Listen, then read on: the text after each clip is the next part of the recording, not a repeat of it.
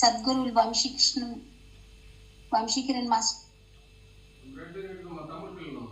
గారికి, విశ్వంలోని గురువులందరికీ కూడా అనంత కోటి ఆత్మ ప్రణామాలు, కృతజ్ఞతలు, ధన్యవాదాలు. నాకు జన్మనిచ్చిన నా తల్లిదండ్రులకి, నా చేత ఈ జ్ఞానాన్ని కానీ ఏదైనా నా చేత చెప్పిస్తున్న తల్లి దుర్గామాతకి, నా పూర్ణాత్మకి పాదాభివందనాలు, కృతజ్ఞతలు, ధన్యవాదాలు. అవకాశం ఇచ్చినందుకు అరుణ మేడం గారికి, ఉమా మేడం గారికి, గ్రూప్ లో సభ్యులైన మీ అందరికీ ఆత్మబంధువులు హృదయపూర్వకమైన ఆత్మ ప్రణామాలు, కృతజ్ఞతలు, ధన్యవాదాలు మాస్టర్స్. Thank you. మనం ఈరోజు చెప్పుకోబోయేది శ్రీకృష్ణ భగవాను గురించి. శ్రీకృష్ణ భగవానుడు అంటే ఇక్కడ 3 పాయింట్స్ లో, అంటే నాకు దొరికిన పాయింట్స్ నేను చెప్తున్నాను. ఎంత చెప్పినా తక్కువే, ముందుకు వెళ్ళిపోతూనే ఉంటాం. ఇక్కడ ముందుగా ఇంకా కృష్ణ భగవాన్ల వారికి నా పాదాభివందనాలు, కృతజ్ఞతలు, ధన్యవాదాలు. ఆనందనిది కృష్ణ భగవానుడే. మనకు ఆనందాన్ని ఇచ్చేది ఆయనే. మళ్ళీ పరమ ప్రేమాస్పదుడు కూడా కృష్ణ భగవానుడే. మరి పరిపూర్ణ పురుషుడు కూడా ఆయనే. పరిపూర్ణ పురుషుడు ఆయనే అయినప్పుడు మరి ఎట్లా అంటే అది పరిపూర్ణత అనేది మనలోకి కూడా తీసుకొస్తున్నాడు కాబట్టి పరిపూర్ణ పురుషుడు ఆయన. ప్రేమతత్వాన్ని మనలో కూడా నింపుతున్నాడు కాబట్టి పరమ ప్రేమాస్పదుడు. అలాగే ఆనందనిధిని మనలో నింపుతున్నాడు కదా ఆయన. ఆల్రెడీ ఆనందనిధి, ఆనంద స్వరూపుడే. ఆ ఆనంద నిధిని మనలోకి కూడా పంపిస్తున్నాడు, మనలో కూడా నింపుతున్నాడు, మనలో చుట్టూ. ఇది భౌతికంగా కాదు మాస్టర్స్, ఇక్కడ ఆత్మలో ఆత్మానంద స్థితి అంటే ఆనంద నిధిని మనకు అందిస్తున్నాడు. ఆ నిధి ఎంత గొప్ప చూడండి అసలు. ఆ నిధిని మనము ఆయన ద్వారా అందుకుంటున్నాం. శ్రీకృష్ణుడు అనే శబ్దమే దివ్యమైంది, అసలు మధురమైంది. శ్రీకృష్ణుడు అంటేనే సర్వోన్నతమైన ఆనందం. అంటే మనలో కూడా ప్రతి ఒక్క జీవి ఆ ఆనందాన్ని అన్వేషిస్తున్నాడు కదా, భౌతికంగా కాదు. భౌతికంగా అన్వేషిస్తాడు కానీ ఎక్కడ తెలుసుకుంటాడు. కానీ ఆనందాన్ని పరిపూర్ణంగా ఏ విధంగా పొందాలో కూడా మనకు తెలియదు అసలు. లౌకిక జీవన భావనతోనే మనం ఆనందం పొందాలంటే భౌతికంగానే ఆనందం పొందాలనే కోరికలు తీర్చుకోవాలనే ఎదురు చూస్తూ ఏం చేస్తున్నాము, ప్రతి దాంట్లో వెతుకుతూ భంగపడుతూనే ఉన్నాం. మనం నిజమైన ఆనందం ఎక్కడుంది ఆ స్థితిని ఎక్కడ పొందుతాం మనము? నిజమైన ఆనందాన్ని అనుభవించాలంటే మనిషి అప్పుడు ఏమనుకోవాలి, నేను దేహం కాదు, ఇది నాకు పదే నా చుట్టూ తిరుగుతుంది మాస్టర్స్, ఇది నాకు తెలీదు. ఒక 5 నిమిషాలు ధ్యానంలో కూర్చున్నా కూడా అంతే, ఇది నీ దేహం కాదు, ఈ దేహంతో నువ్వేం చేస్తున్నావు, ఇది నీ దేహం కాదు అనేది నాకు లోపల నుంచి కాదు, ఎక్కడి నుంచి అయినా కూడా అట్లా వస్తుంది. అది నా ముందుకు ఎలా వచ్చిందో తెలియదు. ఇది నీ దేహం కాదు. చైతన్యం అని మొదట మనం తప్పక తెలుసుకోవాలి. శుద్ధ చైతన్యం అనే స్థితికి మనం వెళ్ళినప్పుడే అసలు ఆనందం అనేది మనకు దొరుకుతుంది. నిజానికి మన స్వరూప లక్షణమే చైతన్యం. మనం విశుద్ధాత్మలం అంటే ప్రస్తుతం మనము భౌతిక దేహంలోనే ఉన్నాం. కానీ మనం ఏమాత్రం కూడా ఆత్మను అవగాహనలోకి లేకపోయినప్పుడు ఏంటంటే తప్పుదారి పడతాం. ఒక్కొక్కప్పుడు తప్పుదారి పడతాం, కానీ ఆత్మనే యథార్థం కదా, అసలు ఆత్మనే శాశ్వతం కదా. చైతన్యం ఉండడాన్ని బట్టే ఈ విషయాన్ని ఎవరైనా అర్థం చేసుకోగలుగుతారు. చైతన్యం అనేదే ఆత్మ లక్షణం. చిన్న పిల్లోడికైనా కూడా అది తెలుసుకోగలుగుతాడు. చిన్న పిల్లలకు కూడా తెలుస్తుంది అది చెప్తే, మనం ఆ స్థితిలో ఉంటే. ఇప్పుడు అదే ఆనంద స్థితిని ఎవరెవరికి ఇచ్చిండు ఆయన అంటే భాగవతంలో రాసలీల గురించి. అసలు ఇది నాకు బాగా కనెక్ట్ అయింది మాస్టర్స్. ఇది ఎందుకు తీసుకున్నానో నాకు తెలియదు. రాసలీలలో ఏంటి, గోపికలందరూ ఆయన కోసం వస్తున్నారు.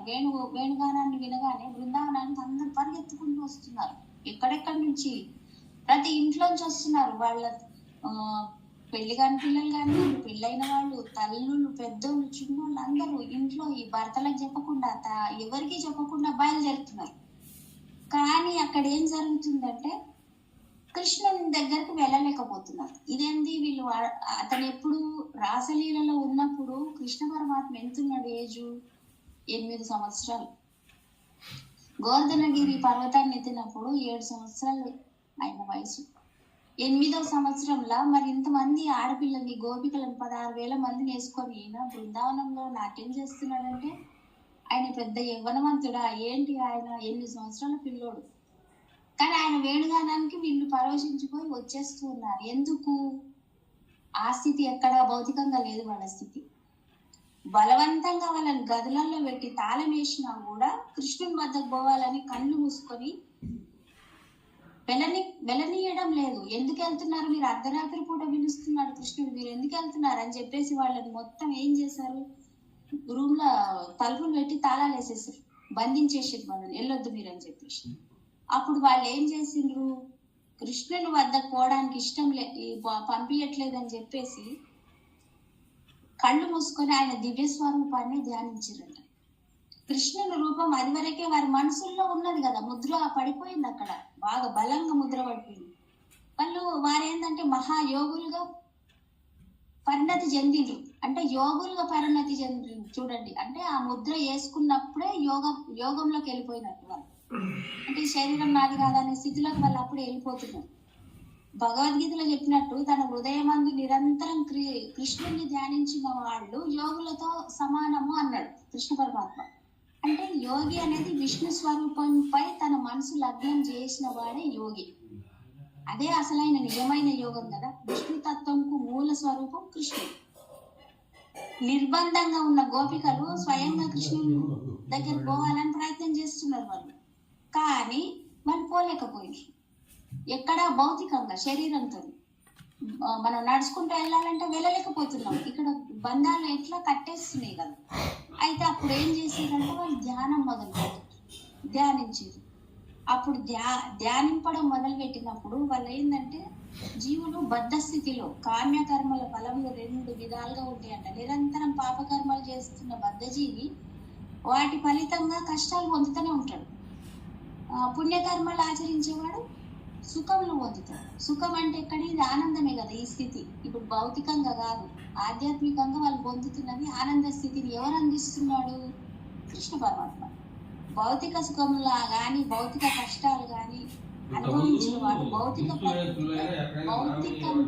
బద్ధుడవుతున్నాడు అన్నమాట. ఈ రెండింటిని తీసుకున్నప్పుడు కృష్ణుడున్న స్థలానికి చేరిన గోపికలు వాళ్ళు ఎక్కడెక్కడి నుంచి వచ్చినట్టు చాలా వరకు గోపికలు కృష్ణుని శాశ్వత సహచారం వాళ్ళు మొత్తం ఆయనతో ఆయన రూపాన్ని తాను వాళ్ళలో ముద్రించుకున్నారు గట్టిగా బలంగా. అప్పుడు ఆయన ఏంటంటే ఆనంద చిన్మయ రస ప్రతిభావి తావి అంటాడు ఆయన. అనేది ఆధ్యాత్మిక ప్రపంచంలో కృష్ణుని సహచారం, ముఖ్యంగా గోపికలు కృష్ణుని ఆనంద శక్తి స్వరూపుడు. అంటే ఆయన ఆనంద శక్తి ఎవరికి ఇస్తున్నాడు? తనలోని ఆనందాన్ని గోపికలకి ఇస్తున్నాడు. ఆనంద శక్తి స్వరూపుడు అంట వాళ్ళు. అంటే వాళ్ళు ఎవరు? మళ్ళీ వాళ్ళు చూడండి ఎంత బాగా ఇచ్చారు ఇక్కడ చెప్పడం. వాళ్ళు ఎవరంటే మళ్ళీ శ్రీమతి రాధారాణి యొక్క విస్తృత స్వరూపాలే ఈ గోపికలకు. అట్లా అంటే అద్భుతమైన స్థితి వాళ్ళదన్నమాట. ఆయన పిలవగానే ఆయనతో వచ్చేసి ఆయనతో నాట్యం ఆడి, అంటే ఎక్కడ ఎలా చేస్తున్నారు? భౌతికమైన స్థితి. భౌతికమైన స్థితిలో కాదు మాస్టర్స్, ఇక్కడ భౌతికమైన స్థితిలో రావడానికి ప్రయత్నిస్తే రావకపోయేసరికి ధ్యాన స్థితిలో. ఇప్పుడు మనం కూడా చేయాల్సింది అదే కదా. మనం ఎక్కడికి వెళ్ళాలన్నా కూడా ధ్యానంలో కూర్చుంటే ఆ చోటికి మనం వెళ్ళిపోతూనే ఉంటాం కదా.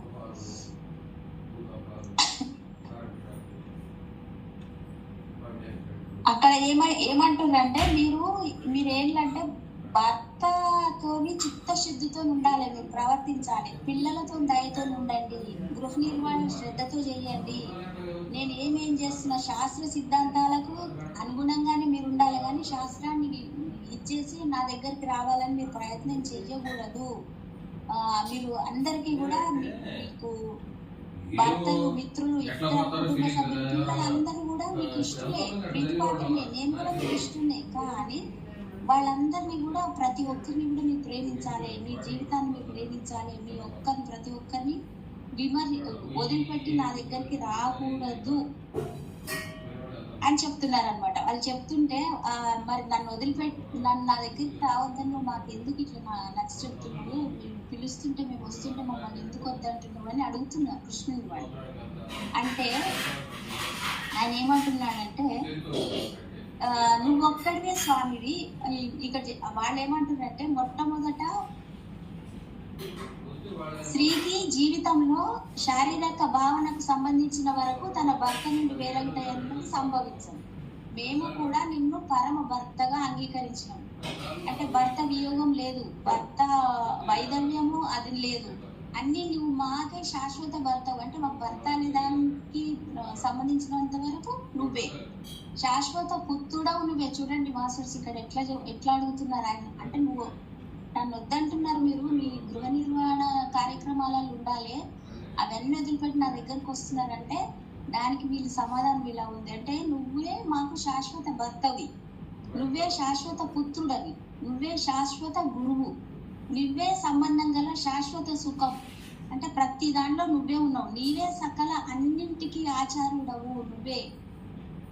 నీ పాద పద్మాలను మొదట మేము పూజిస్తాం, తర్వాతనే ఏదైనా. ఎంత గొప్ప దాన్ని ఇచ్చారు చూడండి. అంటే తర్వాతనే నెక్స్ట్ వేరేది దాంట్లోకి వెళ్తాం, కానీ ముందే నువ్వు అన్నింట్లో. అంటే ఇక్కడ ఆయన భర్తగా ఎంచుకున్నారు, పుత్రుడు ఎంచుకున్నారు, స్నేహితుడు ఎంచుకున్నారు, తండ్రికి ఎంచుకున్నారు, తల్లికి ఎంచుకున్నారు, సహోదరు, ప్రతి అన్నింట్లో నువ్వే ఉన్నావు. ఒక భర్తనే కాదు, ఆయన అన్నింటినీ ఆయన శాశ్వతంగా, మేము శాశ్వతంగా నీచే భోగింపబడదు కాక నువ్వు మా స్వామివి కమ్ము అని అడుగుతున్నావు. అంటే మా మిత్రుడని పరమ ప్రేమికుడిగా భావించి మమ్మల్ని దగ్గర తీసుకో, మమ్మల్ని పునీతుల్ని చెయ్యి. అంటే మాలో ఉన్నదంతా తీసేయమని అడుగుతున్నారు. అక్కడ వాళ్ళు చెప్పేది వింటుంటే అసలు అందులో ఉన్నామా మనం ఏంటి అనేది ఇదవుతుంది. నిన్ను మా భర్తగా ఎంచుకున్నాము, అన్నిట్లోనూ మిమ్మల్ని ఎంచుకున్నాం మేము. భర్త, మిత్రుడు, కుమారుడు, కుమార్తె లేక తండ్రి, తల్లి అనబడు వారందరూ కేవలం దుఃఖహేతు. భౌతికంగా ఈ భౌతిక ప్రపంచంలో తల్లి, తండ్రి, భర్త, సుతుడు, మిత్రుడు అనబడు వారి వల్ల ఎవరికి కూడా సుఖం లేదు, సుఖపడింది కూడా లేదు. తల్లిదండ్రులు తన సంతానం రక్షించడానికి లోకంలో పలువురు పిల్లలు కూడా లేక బాధపడుతున్నారు, సంతానం లేక బాధపడటం ఉన్నవారు వాళ్ళకి బాధలు అనుభవిస్తున్నారు. ఎంతో ఉంది, ఎంతో మంది ప్రావీణ్యం కలిగిన డాక్టర్స్ ఉన్నారు. వాళ్ళకేంది, వాళ్ళు ఏదైనా ఒక మనిషి చనిపోతే బతికించలేదు శక్తి కూడా వాళ్ళకు లేదు. కానీ ఇక్కడ నువ్వు నీ రక్షణలో మేముంటే మేము రక్షించబడతాం. అవన్నీ భౌతికమైన. ఇక్కడ నీ రక్షణలో మేముంటే మేము పూర్తిగా మీ చేత రక్షించబడతాము. నీ రక్షణ లేకపోతే మేము వేస్ట్ అని ఆ దుఃఖ హేతువులే అవుతున్నాయి. నువ్వు లేకపోతే మాకు దుఃఖమే, నువ్వు నీతోనే మాకు ఆనందం. అంటే ఇక్కడ ఆనంద స్థితి ఆయన ద్వారానే పొందిండు. అంటే తాను ఆనందమే, ఇతరులకు ఆయన ద్వారా పొందే వాళ్ళు కూడా ఆనంద స్థితులే అనమాట. కనుక ప్రభువులకు కూడా ప్రభు అయిన ఓ కృష్ణ ఎట్లా అడుగుతుంది చూడండి, పరమ భర్తగా పొందవలెనని మా చిరకాల వాంఛను భగ్నం చెయ్యకు అని ప్రార్థిస్తున్నారు గోపికలు. 16,000 మంది. ఆ ఆనంద స్థితిని నువ్వు ఆనందమే, మాకు కూడా అదే ఆనంద స్థితిని మాకు ఇచ్చే. చూడండి ఎక్కడ తీసుకుంటున్నాం మనము అంటే ఇక్కడ భౌతికంగా కాదు, భౌతికమైనది కాదు ఆయన ఇచ్చేది. ఆత్మానంద స్థితి, ఆత్మస్థితిలో, అభౌతిక స్థితిలో. అంటే ఇప్పుడు వీళ్ళందరూ ఎవరు, గోపికలందరూ ఎవరు, గోపికలందరూ పూర్వజన్మ గొప్ప ఋషులు, వేద పారంగతులు. కృష్ణ భగవాను పూర్వము త్రేతాయుగంలో రామచంద్రుడు ఉన్నప్పుడు ఆయనతో కలిసి ఆనందించాలనేది వాంఛ పెంచుకున్నారు. అంటే మనం ఏది తీసుకుంటే దాన్ని వాంఛ తీర్చాలని అప్పుడు అడిగింది కృష్ణ రామచంద్రుడిని అడిగినప్పుడు ఆయన ఇచ్చిన అవతార శ్రీరామచంద్ర అవతారంలో నాతోని ఆయన మాట ఇచ్చిన ప్రకారం శ్రీకృష్ణ అవతారంలో నాతో ఉంటారు మీరు. మీకు ఏమేమి వాంఛలు ఉన్నాయో, ఏ భోగ వాంఛలు ఉన్నాయో అవన్నీ కూడా నాతో తీర్చుకుంటారు మీరు. అంటే నన్ను కౌగిలించుకోవాలనుకుంటున్నారు, నన్ను ముద్దు పెట్టుకోవాలనుకుంటున్నారు, నాతో డ్యాన్స్ చేయాలనుకుంటున్నారు, నాతో మాట్లాడాలనుకుంటున్నారు, నన్ను ఒక స్నేహితుడిగా చూడాలనుకుంటున్నారు. అవన్నీ కూడా నెక్స్ట్ జన్మలో మీరు తీర్చుకుంటారు. అందువలన వారు ఏమైందంటే అది కూడా కావాలని కోరిక తీసుకున్నారు, ఆయన చేత మాట తీసుకున్నా కూడా మళ్ళీ ఏం చేసారు వాళ్ళు, ఇక్కడికి వచ్చిన తర్వాత గోపికలుగా నెక్స్ట్ జన్మలో గోపికలుగా అవతారం ఎత్తిన తర్వాత కృష్ణుడే తమకు భర్త కావాలి, పుత్రుడు కావాలి, స్నేహితుడు కావాలి, అన్నీ కావాలని చెప్పేసి కాత్యాయని దేవిని వ్రతం చేసి ఆమెను అభ్యర్థించి ఆమె దగ్గర వరం కూడా తీసుకున్నాడు. బద్ధుడు కాడని తెలుపుట అంటే ఇక్కడ ఏంటంటే ఆయన ఇచ్చిండు, వరం ఇచ్చిండు, కానీ మళ్ళీ ఇక్కడ కూడా మళ్ళా కాత్యాయని మాతతోని ఆ వరాన్ని తీసుకున్నారంట. రాసలీలలో విహరించు కృష్ణుని అనుసరించవలని వాళ్ళు కలలోనైనా ఊహించలేదట. అంటే 8 సంవత్సరాల బాలునితోని వాళ్ళు ఇంతగా తీసుకున్న భోగవాంఛ అనొద్దు, ఇక్కడ ఏంటంటే ఆత్మతో వాళ్ళ ఆత్మానంద స్థితిని, అంటే ఆ ఆనందాన్ని ఆయన అందించిండు. ఇది ఆనంద స్థితి అనేది ఇదే అన్నమాట. అసలు గోపికలకు 16,000 మందికి కానివ్వండి, ఏ ఒక్క భక్తునికి కానీ ఎవరికైనా ఆయన ఇచ్చేది ఆనంద స్థితి. ఇది సంపూర్ణమైన ఆనంద స్థితి ఇస్తున్నాడు. ఇక్కడ మరొక విషయం ఏంటంటే కృష్ణునితో నృత్యం చేసిన గోపికలందరూ కూడా భౌతిక దేహంలో లేరు. వాళ్ళు ఏంటంటే దివ్య దేహాలతో నృత్యం చేశారు, భౌతిక దేహంతో లేరు. వాళ్ళు దివ్య దేహాలతో నృత్యం చేసి తమ భార్యలు తమ పక్కనే నిద్రిస్తున్నారని వారి భర్తలు కూడా భావించారు. వాళ్ళ పక్కనే ఉన్నారు. వాళ్ళు గోపికలు భర్తలు అన్నవాడు వారు అది వరకే కృష్ణుని బాహ్య శక్తి ప్రభావానికి లోనైన అంటే వాళ్ళు భార్యలు నృత్యం చేయటకు వెళ్ళినట్లే తెలియదు, భర్తలకు ఎవరికి తెలియదు, వీడు పోయి నాట్యం చేస్తూనే ఉన్నారు. కానీ కృష్ణుడు ఇతరుల భార్యలతో నృత్యం చేసినని ఆరోపించడం కూడా అవకాశం లేదు, ఎవరైనా అనడానికి కూడా అవకాశం లేదు.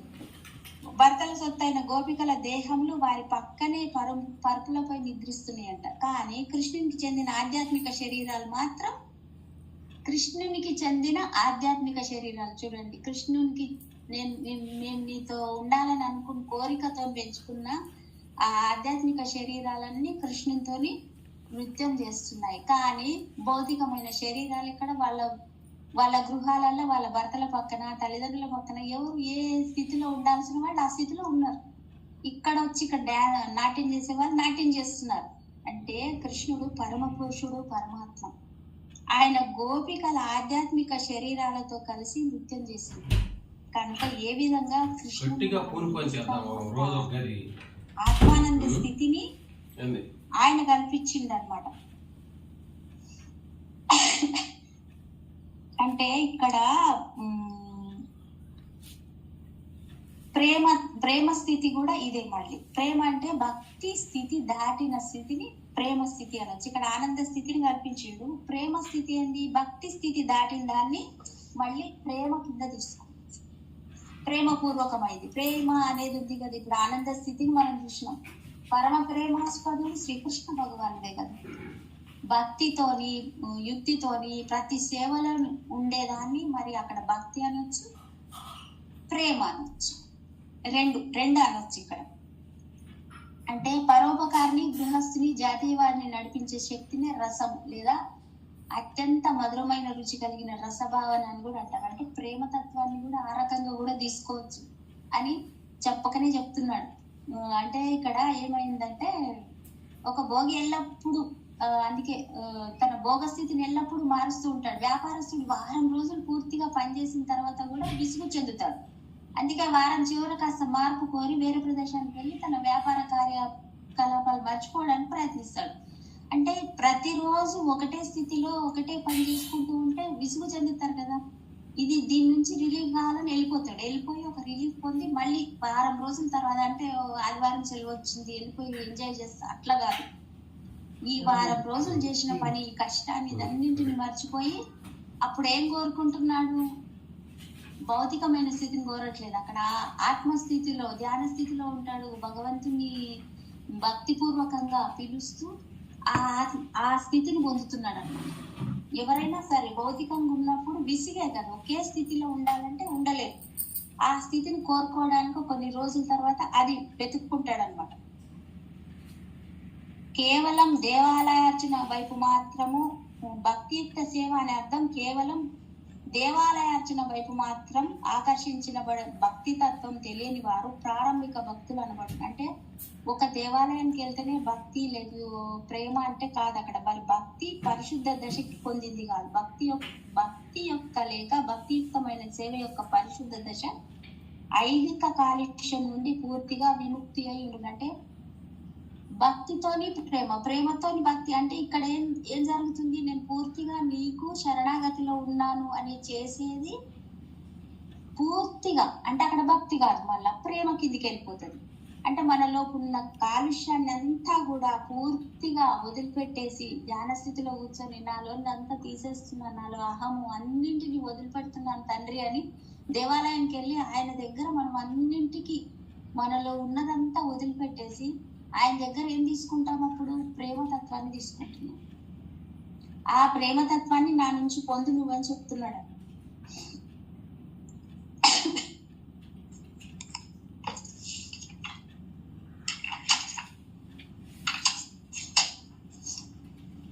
ఎంత చెప్పినా తరగని ఇది చెప్పడానికి ఇది లేనిది ఉంది. నందమహారాజుకు ఒకసారి ఒక పాము అంటే సర్పం ఆయన మింగడానికి ప్రయత్నిస్తుందంట. ఆ మింగే ప్రయత్నంలో ఆయన కొడుకును అంటే కృష్ణుని ప్రార్థించినప్పుడు అక్కడ కృష్ణుడు ప్రత్యక్షమై ఆయన ఏం చేసిందంటే ఆ పాము మింగేస్తున్నది ఆయన నందమహారాజు.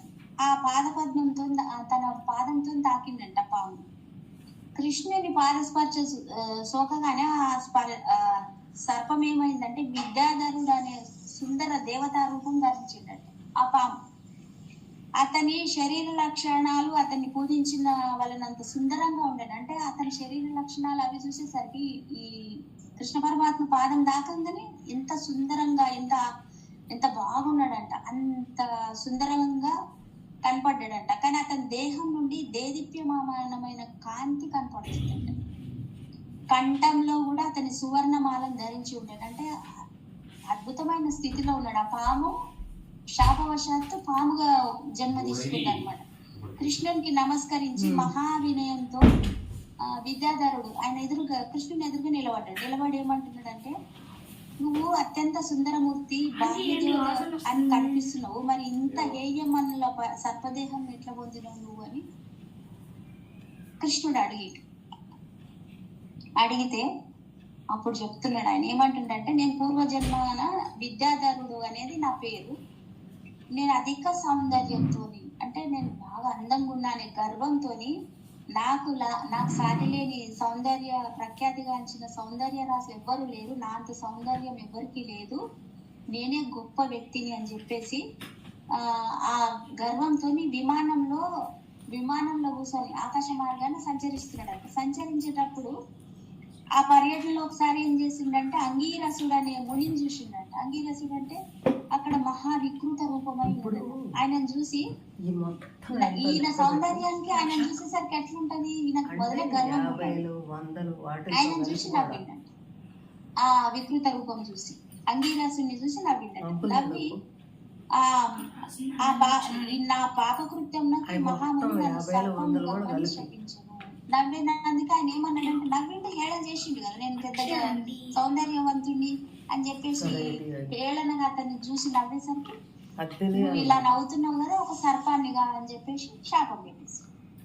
ఇప్పుడు మనకి ఇక్కడ ఒక విషయం గుర్తుపెట్టుకోవాలి. కృష్ణుడి అనుగ్రహం పొందుటకు ముందు ఒక వ్యక్తి భౌతికంగా కూడా ఎంత ఉన్నత స్థితి ఉన్నా కూడా, భౌతిక గుణాలకు లోబడి ఉన్నా కూడా విద్యాధరుడు భౌతికంగా ఉన్నత స్థితి ఉన్నాడు.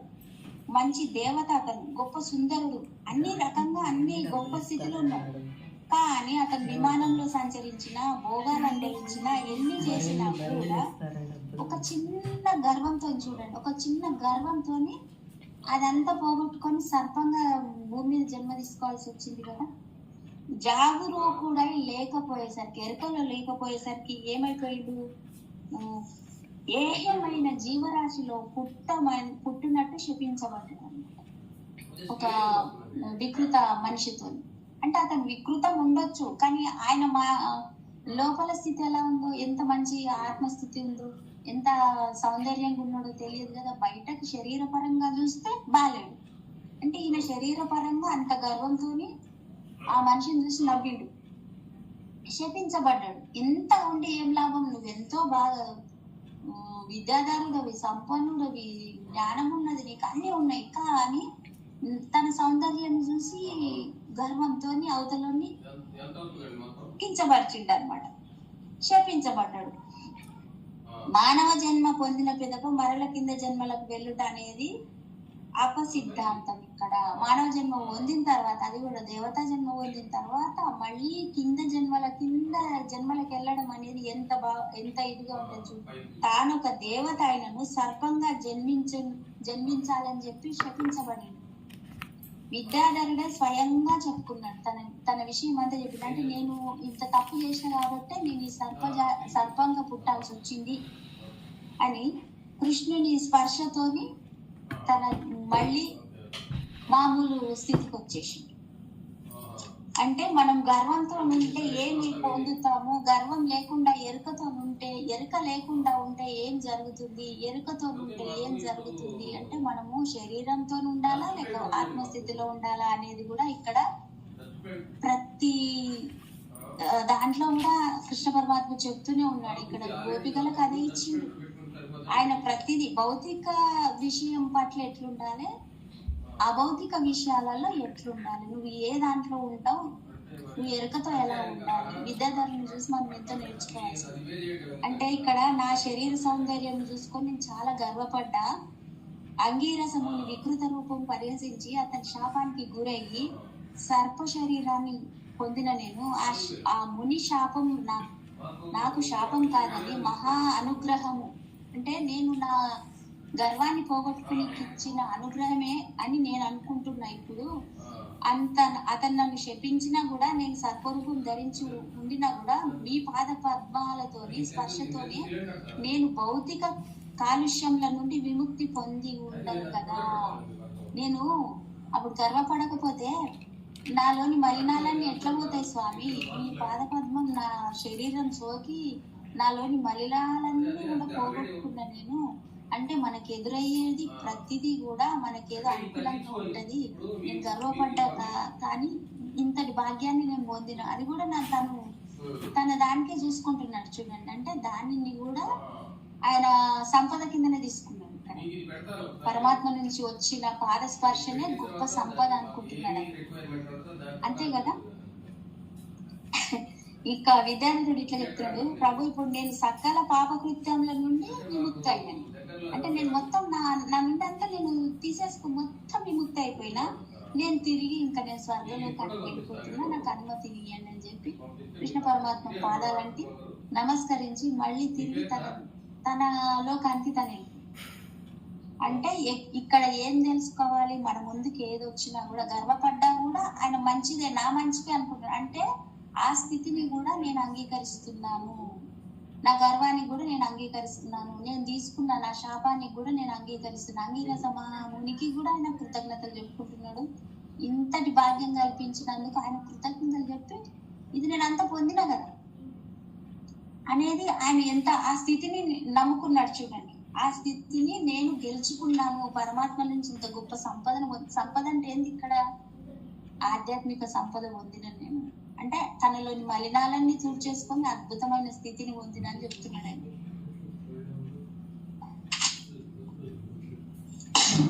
అంటే మనకి ఇక్కడ ఆనందం చూస్తున్నాము, ప్రేమామృతం చూస్తున్నాము. కృష్ణ పరమాత్మ నుంచి మనం ఏమేమి తీసుకోవాల్సిందో అవన్నీ కూడా తీసుకుంటున్నాం. ఇక్కడ మళ్ళీ ఇంకొకటి ఏంటంటే కుబ్జకు కూడా ఒక స్థితిని కల్పించాడు కదా కృష్ణ పరమాత్మ. అక్కడ ఏంటంటే కుబ్జ ఆమెను చూసి ఏమంటున్నాడు కృష్ణ పరమాత్మ, సుధాముని ఇంటి నుంచి బయలుదేరారు ఎవరు, కృష్ణ బలరాముడు. వీధిలో వెళ్తూ ఉంటే చందన గిన్నెతో కుబ్జ గూని స్త్రీ అంటారంట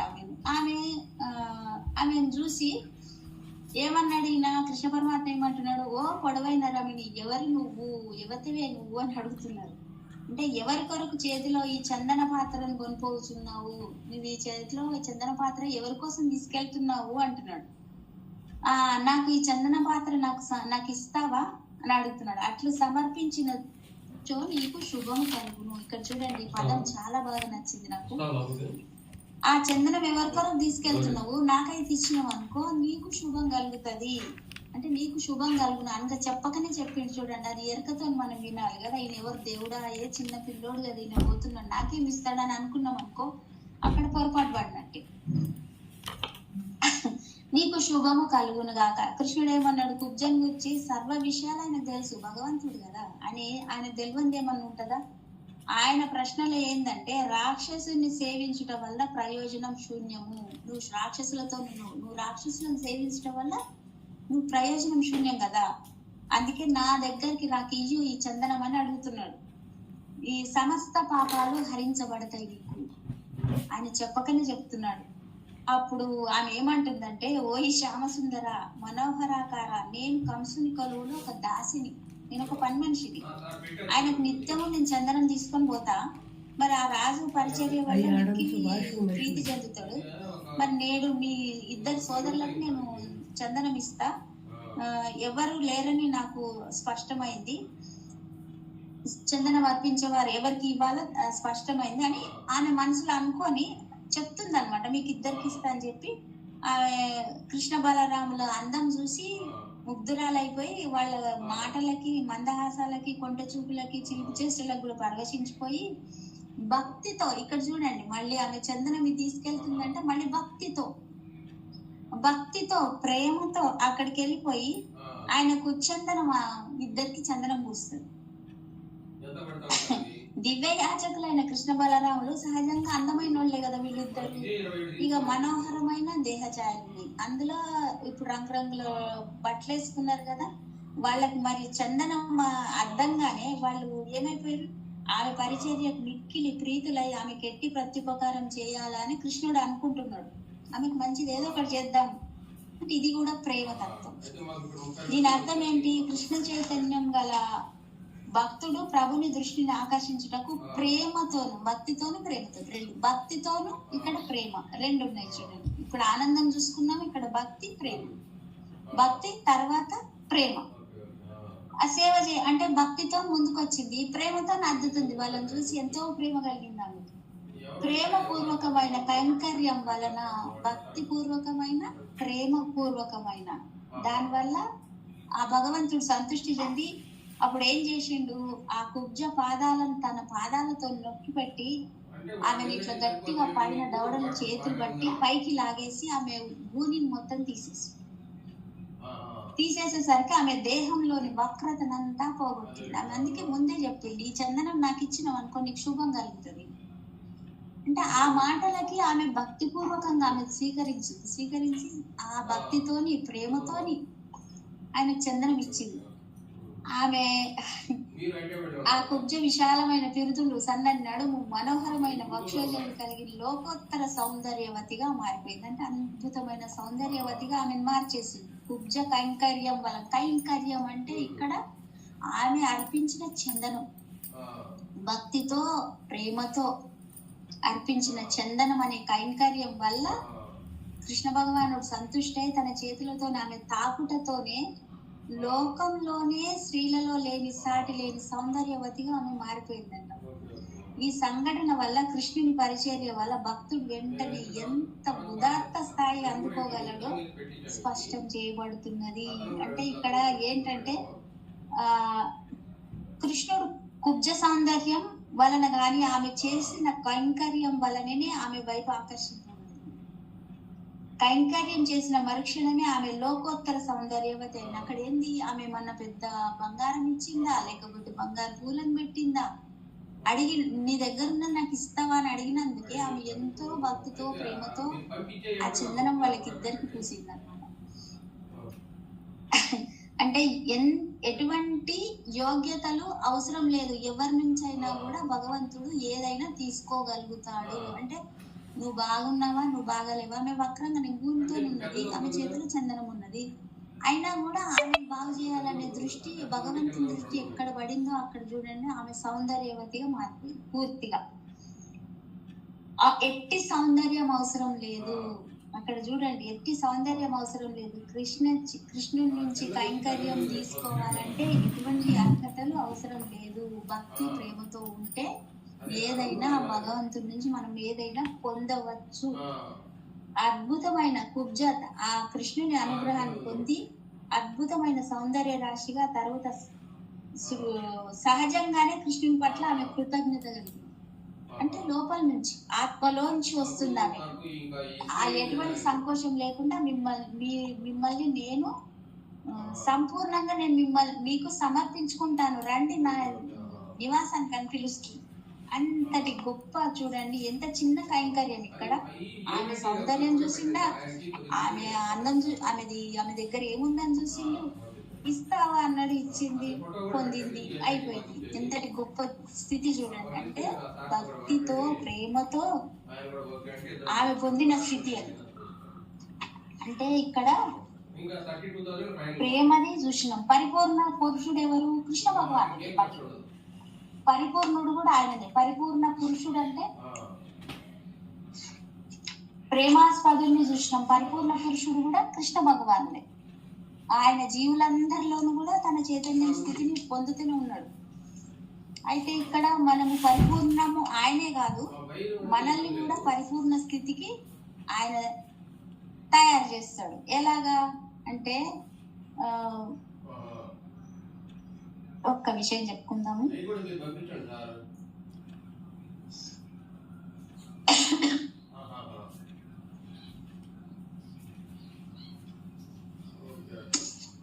పరిపూర్ణ స్థితిలో ఉన్న ఎవరున్నారు? రాజులలో ఎందరో ఉన్నారు. వాళ్ళు ఎవరంటే ధ్రువ మహారాజ్. ధ్రువుడు ఎప్పుడు అటువంటి వాళ్లకు చక్కటి ఉదాహరణ. అంటే భగవద్గీతలో అతను అడవికి వెళ్తాడు. భగవంతుడు అంటే తండ్రిని తన తొడ మీద కూర్చొనియడు, నువ్వు అది హక్కు పొందాలి, అధికారం పొందాలి, ఆ ప్రేమ పొందాలంటే నువ్వు అడవికి వెళ్ళి తపస్సు చేయి, భగవంతుని మెప్పించు అని చెప్తారు. చెప్తే సరే అని చెప్పేసి 5 సంవత్సరాల పిల్లోడు అంటే తీవ్రమైన తపోనిష్టతోని 6 నెలలలోపే భగవద్ దర్శనం పొందిందంట. అది ఎట్లా అంటే అతను కేవలం 5 ఏళ్ల బాలు, రాజకుమారుడే, సుకుమారుడు. 5 ఏళ్ల పిల్లోడికి ఏమొసలు మాటలు కూడా రావు అసలు. అయినా తన గురువైన నారదముని నిర్దేశం ప్రకారం అతడు ఏంది ఒంటరిగా అడవిలో తపస్సు చేసిండు. 5 సంవత్సరాల పిల్లోడు. మొదటి నెల ఏం చేసిండు? కేవలం 3 రోజులకు ఒకసారి కందమూలాలు తిన్నాడు. తర్వాత 3 నెలలు 3 నెలలు అతడు ఏం చేసిండు? 6 రోజులకు ఒకసారి కేవలం నీళ్లు తాగిండట. తర్వాత నెల అతడు కేవలం 12 రోజులకు ఒకసారి గాలిని పీల్చిండట. చూడండి, కందమూలాలు, గాలి, నీళ్లు, అది కూడా 6 రోజులకు ఒకసారి. 6 నెలల పాటు అతడు ఒంటి కాలి మీద నిలబడి తపస్సు చేసిండు. 6 నెలలు కాగానే భగవంతుడు ఆ బాలుని ముందు ముఖాముఖి ప్రత్యక్షమైంది. మనము తీవ్రమైన తపస్సు చేస్తే భగవంతుని ముఖాముఖి చూడడం సాధ్యమవుతుంది. ఇదే కదా జీవిత పరిపూర్ణత్వము. మనం చేసే తపస్సు, మనం చేసే ధ్యానం పైన ఆధారపడుతుంది. ఇదే జీవిత పరిపూర్ణత్వం అంటే మనం పొందింది. మరి ఆయనే పరిపూర్ణ పురుషుడు అయినప్పుడు మనకు పొందడానికి ఏమేమి ఇస్తున్నారు చూడండి. మనం ధ్యానం చేస్తాం. తపస్సు అంటే ఏంటి? ధ్యానమే. పూర్తిగా నేను ఈ దేహం కాదు, నేను ఆత్మని, ఈ ఆత్మలో నువ్వే ఉన్నావయ్యా కృష్ణయ్య, నువ్వు తప్ప నాకు ఎవ్వరు లేరు, అన్ని నువ్వే అన్న స్థితిలో ఉన్నప్పుడు ఆయన 5 ఏళ్ల ధ్రువకుమారునికి కనపడ్డప్పుడు మనకెందుకు దొరకడు? అన్ని నెలలు అంత తపస్సు చేస్తే ఇప్పుడు 1 గంట రోజు తపస్సు చేసి కర్మధ్యానం చేసి కర్మల్ని చూస్తూ మన కర్మలన్నీ క్లియర్ చేసుకుంటూ వెళ్తుంటే ఎంతటి గొప్ప స్థితికి పొందుతాం మనము. అంటే పరిపూర్ణుల మనమే. ఆ స్థితిని మనకిచ్చింది కూడా ఆ కృష్ణ పరమాత్మని. కృష్ణునికి పెట్టిన నైవేద్యాన్ని మనం స్వీకరించాలి, కృష్ణునికి ఇచ్చిందే మనం స్వీకరించాలి. ప్రతిదీ కృష్ణునికి సమర్పించే మనం తీసుకోవాలి. అందులోనే పరిపూర్ణత్వము ఎంతో స్థితి మనం పొందుతాం. ఆయన కూడా ధ్యానం చేసిండు. ఆయన కృష్ణుని దినచర్యల్లో ఒక భాగం ఏంటంటే ఆయన నిర్వర్తించే విధి బ్రాహ్మణులకు గోదానం చేయటం. నిత్యం ఆయన ఎన్ని గోవులను దానం చేసేదంట? 13,084 గోవులను దానం చేసాడంట ప్రతి రోజంట. ప్రతి గోవుకు ఏం చేసాడు? పట్టు వస్త్రంతోని, ముత్యాల కంఠహారాలతోని, కొమ్ములకు బంగారు తొడుగులతోను, గిట్టలకు వెండి తొడుగులతోను అలంకరించి దానం చేసేదంట. ఈత ఆవును సాధు స్వభావం గలవి, పాలు పుష్కలంగా ఇచ్చేది. బ్రాహ్మణులకు గోవులను దానం చేయనప్పుడు వాటితో పాటు నూతన వస్త్రాలను, జింక చర్మాలను, నువ్వులను కూడా దానం చేసేది. ఆయన చేసే దానం అది.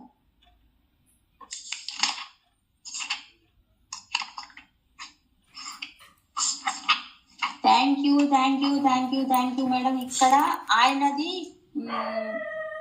ప్రతిరోజు కూడా ఆయన నిద్ర లేచేది ఏంటంటే 16,000 మంది భార్యలతో క్షయించినను తెల్లవారుజామున సూర్యోదయంకు 3 గంటల ముందు ఆయన నిద్ర లేచేవాడట.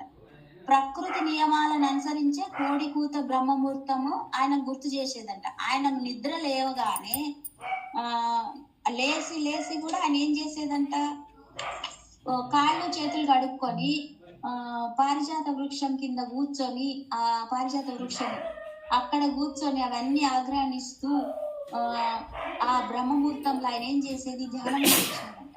ధ్యానంలో కూర్చునేది. మళ్ళీ ఇంకోటి ఏంటి, శయ్యపై నుంచి లేచిన వెంటనే తన ముఖాన్ని, చేతులను, పాదాలను కడుక్కొని తన ధ్యానం చేయడంలో నిమగ్నం అయ్యాడు. దాని అర్థం ఏంటి, మనం కూడా మనలను గురించి మనం ధ్యానింపగలేం. మన కృష్ణుని ధ్యానించాలి, మనల్ని గురించి మనం ధ్యానించాలి, రాధాకృష్ణులను ధ్యానించాలని చెప్తున్నాడు. రాధాకృష్ణులను, అదే సరి అయిన ధ్యానం. కృష్ణుడు తాను స్వయంగా కృష్ణుడే కదా, అందుకే బ్రహ్మముహూర్తం రాధాకృష్ణుల ధ్యానంలో వినియోగించాలని మనకు చెప్తున్నాడు. అట్లు చేయదలసిన కృష్ణుడు సంప్రీతుడగును. అంటే ఇద్దరు ఉంటారు కదా అక్కడ, లక్ష్మీదేవి ఉంటది, తండ్రి, ఇద్దరు ఉంటారు అక్కడ. రాధాకృష్ణులు అంటే లక్ష్మీమాతనే కదా. మనం కూడా అంతటి ఆధ్యాత్మిక ఆనందాన్ని అనుభవిద్దాం. బ్రహ్మముహూర్తాన్ని నిద్రలేవాలి, రాధాకృష్ణులను ధ్యానం చేయాలి, హరే కృష్ణ అనే మంత్రాన్ని జపించాలి. ఆయన ఏంటంటే మళ్ళీ గాయత్రి మాతను ధ్యానించేవాడంట. ఆ గాయత్రి మంత్రాన్ని జపించేదంట. హరే కృష్ణ. మాస్టర్స్ ఇది పూర్తయింది. Thank you very much.